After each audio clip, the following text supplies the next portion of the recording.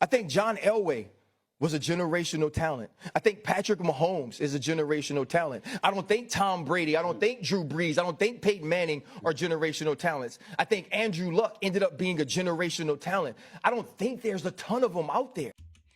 All right, look, I think Ryan is a little misguided. Now, there's more than one type of talent, and talent is not limited to one's physical attributes. Now, talent also includes one's cerebral capacity, right? So Ryan Clark he's referring to is how big someone is, how fast someone is, but in this case, that's just not what it is, because if you look at what Tom Brady, Peyton Manning, and Drew Brees has been able to accomplish, they have accomplished some things that not too many quarterbacks can say they have done. So when you just look at the numbers, when you consider John Elway a generational talent, John Elway has went to 5 Super Bowls. He's only won 2. So if you want to say generational talent, he wasn't that good at getting the job done, right? He went to 5. He's below 500 when it comes to his win-loss record. Now, when you talk about takes of Tom Brady and Peyton Manning, now Tom Brady went to 10 Super Bowls. He's 7-3. He is known across the NFL and across society as the greatest quarterback, and you can't argue that anyone is better than him.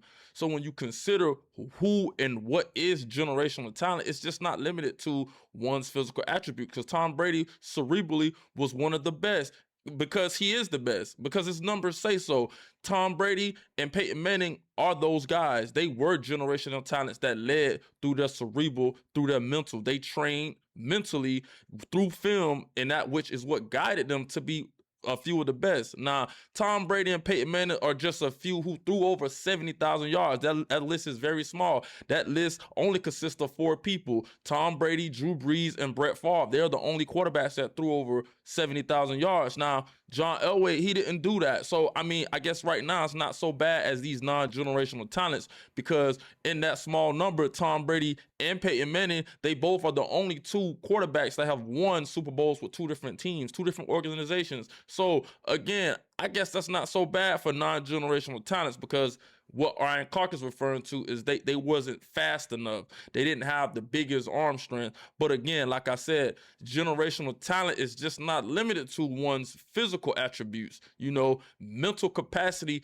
is one of the biggest attributes that one can have in the game of football while playing the quarterback position. Now, Tom Brady and Drew Brees and Peyton Manning are one of the few quarterbacks that threw over 500 passing TDs. Now, your boy John Elway didn't do that, and not by all means that I'm trying to diminish what John Elway has did. But when you come for my GOATs, when you come for the quarterbacks in my generation, you know, it's up